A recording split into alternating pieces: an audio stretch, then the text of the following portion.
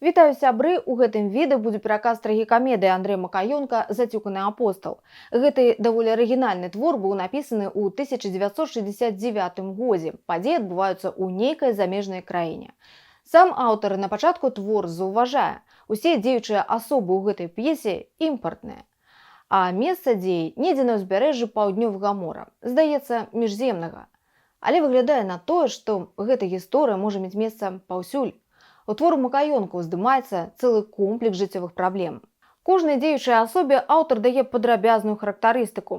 Тата звычайны, хатні, зусім ручны. Хто паманіць, да таго ідзе. Такіх многа. Мама гаворыць, можа, і правільна, вось што яна думае, каб яна з'ела тое, што яна думае. Трэба адзначыць, што ўсё гэта дакладныя аўтарскія цытаты. Сын камяк голых нерваў, гарачлівы, калючы, мазгавіты. Што думае, тое і гаворыць. Дачка – антыпод брата. Добрая, ласкавая, сумленная. Усе гэтыя якасці яе брат адкідае прэч, бо баіцца, што ў будучым яны перашкодзяць яму зрабіць паспяховую кар'еру палітыка. І ёсць яшчэ адзін персанаж – дзед, старамодны, як і належыць дзядам. Падзеі адбываюцца ў кватэры аднаго накормленага чыноўніка. І тут усяго багата, але найбольш уражвае вялікі кніжны стэлаж на ўсю сцяну. І з самага пачатку п'есы становіцца зразумела, што ў гэтай сям'і не ўсё ладна. Бацькі знаходзяцца ў пакоі адны, некаторы час не размаўляюць. Мама шукае месца для новай карціны. А тата назірае за ёй нядобрым позіркам. І нарэшце ён прамаўляе. Папракае жонку, што ў той дрэнны густ цягне ў кватэру усялякае барахло. А жонка ў адказ успамінае пра статуэтку, якую днямі прынёс у кватэру муж. Вось гэта дык твор мастацтва, поскудь нейкая не дзяўчына. Ногі вялізныя, галава камарыная, а ягадзіцы і грудзі, як ракеты. Дык у жанчын другіх вартасцей няма, гэта ж твой партрэт, здзекліва заўважае муж. Знадворку прыбягае дачка і паведамляе, што там яе брат з хлопцамі пабіўся. І зноў бацькі папракаюць адзін аднаго, маўляў, тваё выхаванне. Дачка вяртаецца на дзіцячую пляцоўку, а бацькі пачынаюць размову пра тое, як ім жыць далей, бо відавочна справа ідзе да разводу. Тата не згодзін суіснаваць дзеля дзяцей, а мама папярэджвае, што ў такім разе дзеці застануцца з ёй. Калі дома з'яўляюцца дачка і сын, мама пачынае адчытваць хлопчыка за бойку ў двары. Тата гаворыць, што, напэўна, гэта была самаабарона. І сын пачынае тлумачыць, што там здарылася. Спачатку яму не хапіла месца на гушкалцы, і ён вырашыў зладзіць галасаванне наконт таго, ці ўсе згодны, што ён таксама мае права на месца. Большасць дзяцей пагадзілася, што мае. І тады ён узяў і заняў месца адной дзяўчынкі. Другі хлопчык сказаў, што гэта не па-джэнтльменску, і яны пабіліся. Я ж казаў, што гэта была самаабарона, адзначыў тата. Але ж ён ударыў першым, не пагадзілася мама. Але тата стаяў на сваім, бойка была непазбежная, і малыш правёў прэвентыўную аперацыю. Так і трэба сябе паводзіць, калі хочаш, каб цябе паважалі і баяліся на цябе нападаць. Мама вырашыла, што за правіннасць сын павінен быць пакараны, і сказала, што на працягу месяца не выпусціць яго з дому. Падчас спрэчкі зайшла размова пра развод. Дачка са слязамі на вачах сказала, што яна застанецца з мамай. А сын выпрасіў у бацькі кампенсацыю за матэрыяльныя страты, за парваную падчас бойкі шапку. І калі бацька пагадзіўся, сын сказаў, што ён у выніку развода застанецца з татам. Другая карціна п'есы пачынаецца з таго, што дачка нібыта сядзіць за урокамі, а на самай справе яна прыхавала ў падручніку люстэрка, перад якім вучыцца какетнічаць.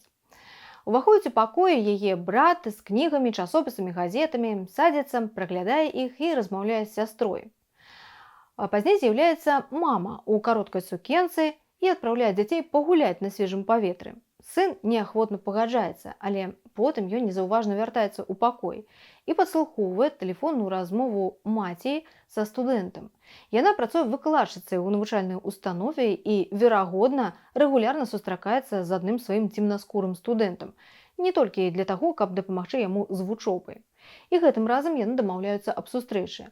Усё гэта пачуў сын, і маці, заўважыўшы сына, ашалела ад злосці. А сын у абмен на маўчанне выпрасіў у яе кеды, навушнікі і дыпламатычны слоўнік. Абураная яна выйшла з пакоя. А сын потым некаторы час яшчэ разважаў сам з сабой. Выходзіць, гэта я вінаваты, але ўсё ж як дзіўна. Мяне просяць ніколі нічога не ўтойваць, ва ўсім заўсёды прызнавацца, што б я не зрабіў, а самі. Сын уключыў тэлевізор, а там праграма, якую ён стараўся ніколі не прапускаць. Палітычны аглядальнік расказаў, як лейбарысты выкрылі нейкія таемныя справы кансерватараў. Ізноў тайны, падумаў хлопчык і адзначыў, што вельмі часта тайна ахоўваецца падманам і хлуснёй. Але калі тайна гэта праўда, то навошта яе хаваць? Відаць, гэта такая праўда, за якую сорамна. Што ж тады атрымліваецца, што дзяржаўная тайна – гэта дзяржаўны сорам? Цікавая выснова. Калі у пакой уваходзіць сястра, яна пытаецца ў брата, чаго гэта мама пайшла такая пакрыўджаная. Хлопчык папраўляе яе, што не пакрыўджаная, а заклапочаная. Бо калі кеды і навушнікі лёгка знайсці, то дыпламатычны слоўнік трэба яшчэ пашукаць. Дзяўчынка здзіўляецца, як гэта брату ўдаецца так лёгка выпрошваць усё ў бацькоў, а хлопчык тлумачыць, што ён проста валодае інфармацыяй. З'яўляецца тата з самалёцікам для малога, і дачка крыўдзіцца, што бацька пра яе, як заўжды, забыўся.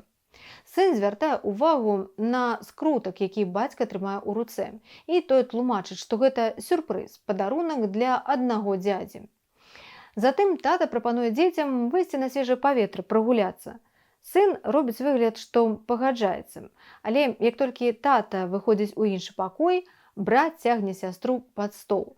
І там яны ціхенька сядзяць і слухаюць, як тата па тэлефоне міла размаўляе з нейкай жанчынай. Праз некаторы час тата заўважае сына за сталом і пытае: «Дык ты нікуды не пайшоў, застаўся дома?» «Ага», – пацвярджае сын і адзначае, што цяпер бацьку давядзецца купіць у яго індульгенцыю. Але замест адказа бацька расказвае сыну вось такую прытчу. У старадаўнія часы адзін манах прычапіўся да бродзячага рыцара з просьбай, каб той купіў у яго індульгенцыю.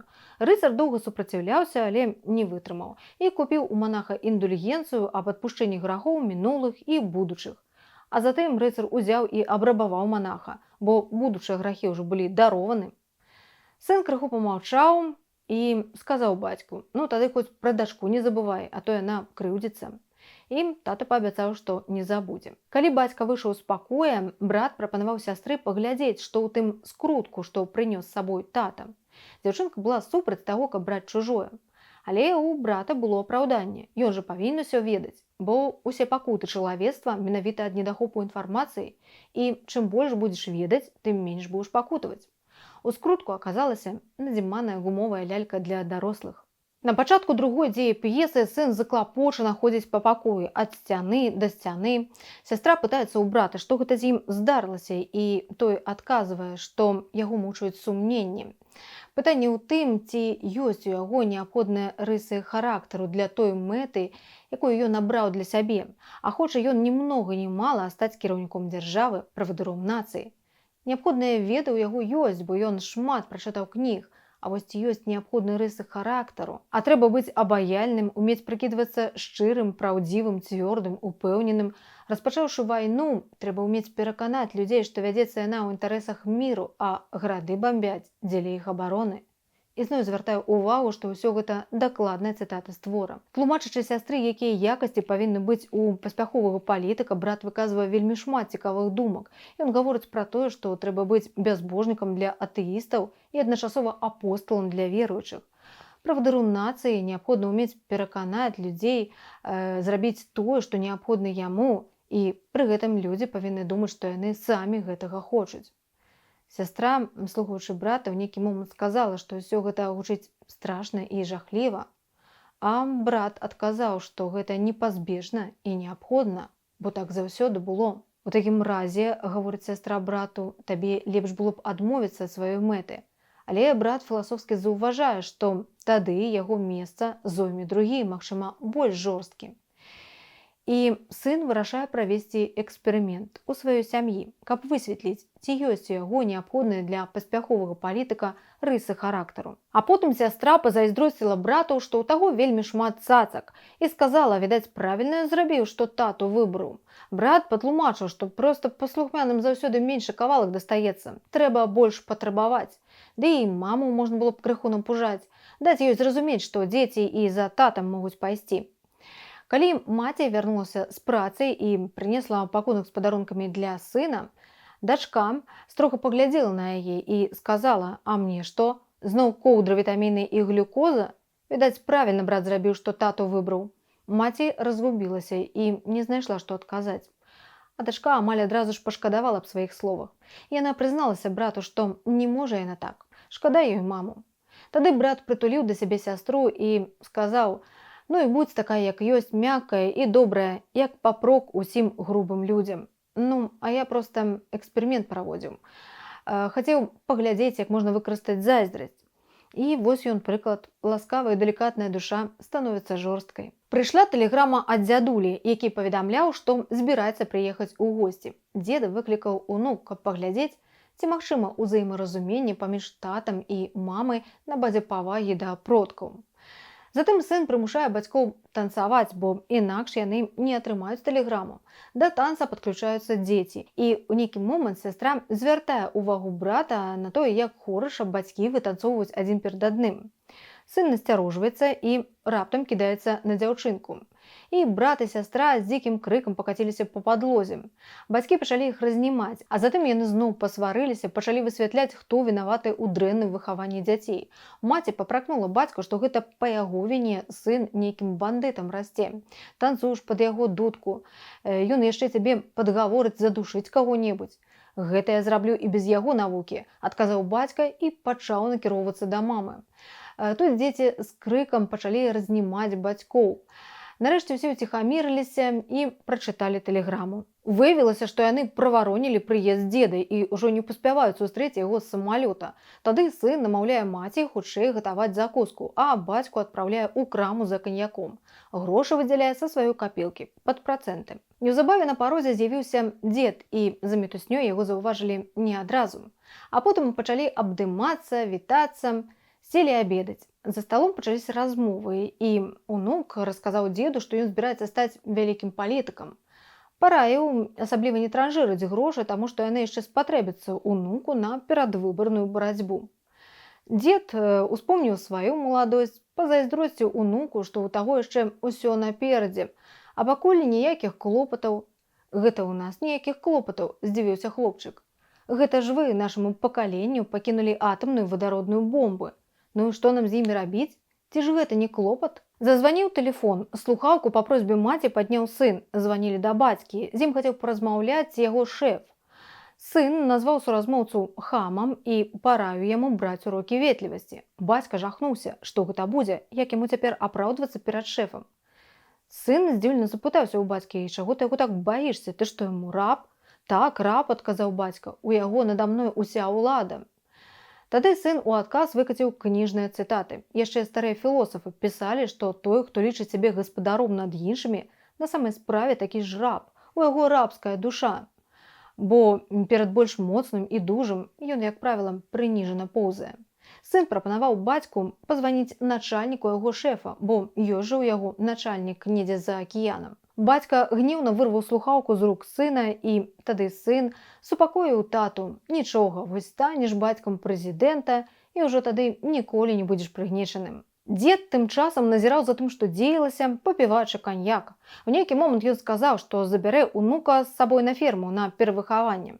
Потым адзначыў, што з яго унука, напэўна, выйдзе нешта з рук вон выдатнае. Ён альбо славутым бандытам стане, альбо начальнікам вялікай турмы.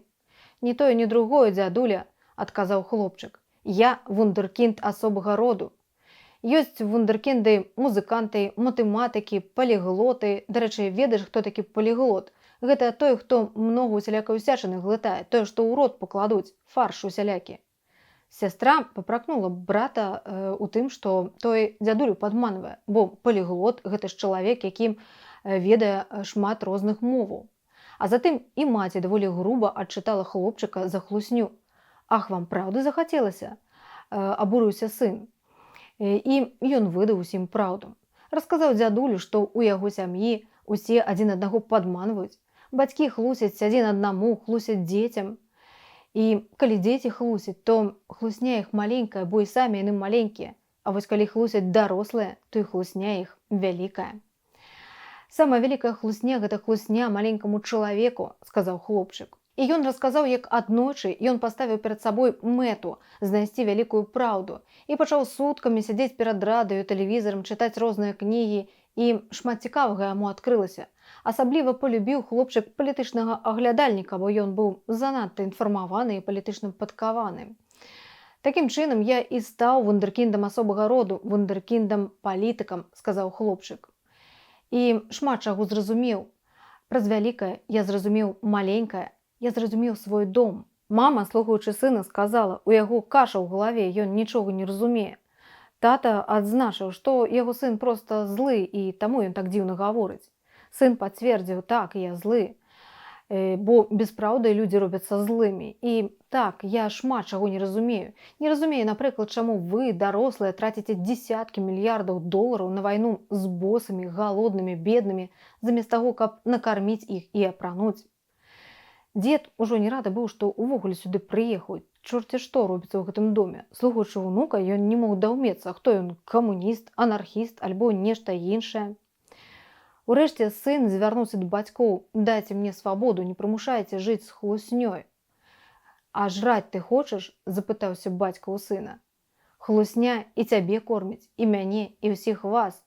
Калі б я ў сябе на працы пачаў гаварыць праўду, мяне б выкінулі вон, бо нікому не патрэбная праўда.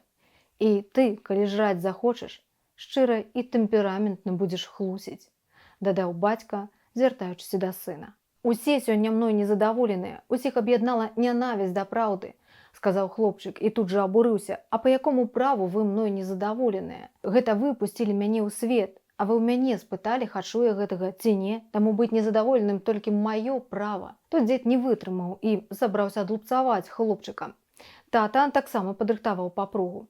І абодва змахнуліся на хлопчыка, і той выскачыў праз акно 3-го паверха. Мама страціла прытомнасць, у дзеду падкасіліся ногі, і пакуль тата стаяў і бездапаможна азіраўся навокал, сястра пабегла на двор ратаваць брата. Хлопчык не разбіўся, і праз некаторы час сястра павольна ўвяла яго ў пакой.